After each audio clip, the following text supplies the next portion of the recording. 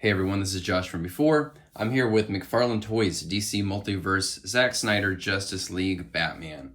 And if you've been watching my reviews of these other figures from this wave, you'll know that I'm not a big Snyder fan or a big fan of McFarlane's live action based figures, but I've been having a ton of fun with this wave. It's exceeded my expectations. They're really fun in hand. So I am looking forward to this Batman, even though it's not necessarily my favorite version of his costume. I don't think it's the most interesting Affleck suit that they could have done. But we'll take a look at it here. Obviously, we got artwork on the back. See, I would have rather seen something a little closer to this. This kind of Frank Miller looking suit. If you're trying to find him, there is this. Let's just get right into it. So there's a few different versions of this floating around. The most common version is the one with the goggles down. The Chase version, he's got his goggles up on his forehead. And then the completely unmasked variant is, I think, an Entertainment Earth exclusive. At least it was last time I heard. He comes with a Batarang. I thought he came with a Batarang and a sort of grappling hook accessory, but apparently not, which is, maybe that version comes with one of the Chase variants, or I don't know. That's kind of disappointing. So here he is. Obviously, this is a heavily armored bat suit, which in general just isn't my favorite look for a Batman suit. But I mean, all the details are in there. He's got these great textures on the armor plates. Lots of scratches and battle damage in there. There's a couple paint passes, but it's not the most detailed paint job in the world, but with some really nicely rendered textures all the way down. The face sculpt, I mean, from here it looks great, I think. And I think it's helped by the fact that this has the goggles down, and they just got to worry about that Ben Affleck mouth and chin, and it looks good to me. Looks like Ben. This cape is really fantastic.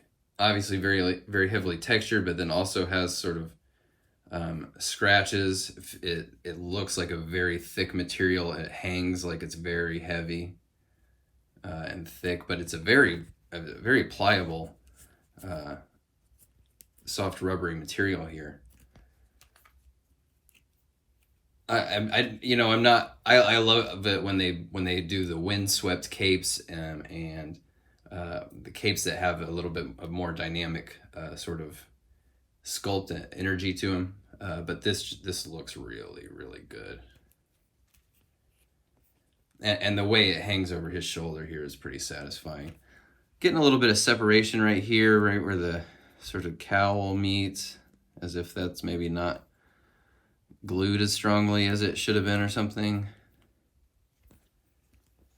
Start moving him around.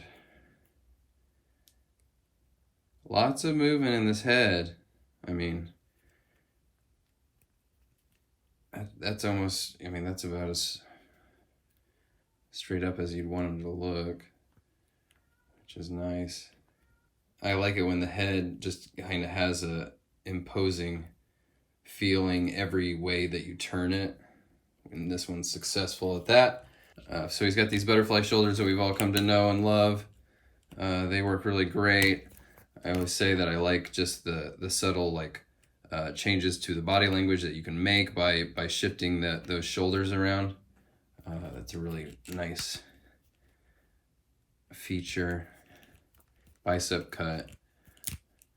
Double elbows that really have great clearance despite his beefy arms and heavily armored biceps. He can still get all the way up there. Ball joints that are tucked under his armor reasonably well. Let's see how this torso works. So he's obviously got this. With this wave, McFarlane's been improving their ab crunch functionality. It has surprisingly come from the waist. like it has an extreme waist, but this one is pretty tight. I mean, he's just got a beefy abdomen here, which just kind of gets in the way, and I don't think it's got the clearance to give much forward movement. But he does have some decent rotation here at the hips, which is important, and I think cancels out the need for a thigh cut because it just can rotate from the hip like a normal hip works. Double knees, pretty decent clearance. Part of the reason I like the windswept capes is because they just offer some different posing options. When they hang like this, you know, aren't gonna have him in a big jumping pose because the cape is a little too static.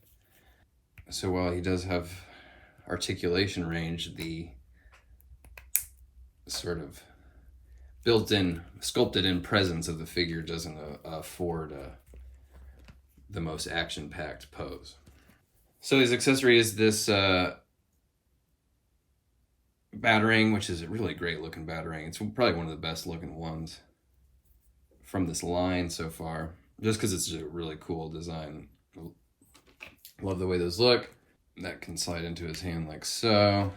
So just threw him in a quick pose like this, you know, to make him look like he's throwing the Batarang, and you can see just, you know, giving him a little bit of movement shakes up that static feeling quite a bit, but you're just not going to see this guy in a Spider-Man pose unless you make some changes to that cape. I think the heavily armored look, it just makes it tricky to really give him that sense of dynamic movement and energy.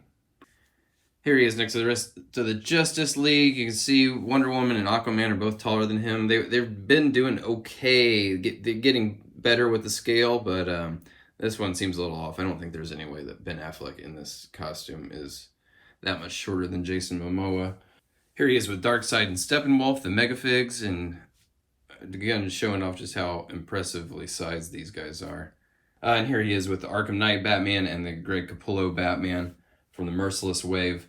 And you can see, you know, this Arkham Knight is another iteration of a heavily armored Batsuit, and I think it's more interesting in general. So, you know, and he's got this more unique looking cape and just stronger, exaggerated features like these really crazy pointed ears, and this more flared chest with these big armor plates on the shoulders. So if you're going for a heavily armored Batman look, I think this one's superior. And then this one here shows off what I was talking about earlier, these, you know, more dynamically sculpted capes that just give this figure like more of a dynamic edge, you know, just seeing him on your shelf. So those are the kind of, for me, shortcomings of this just design in general. It's not necessarily even the figure itself. It's just this particular version of the Batsuit is just not a big draw for me. All right, so that's going to be it for the Snyder Cut Batfleck.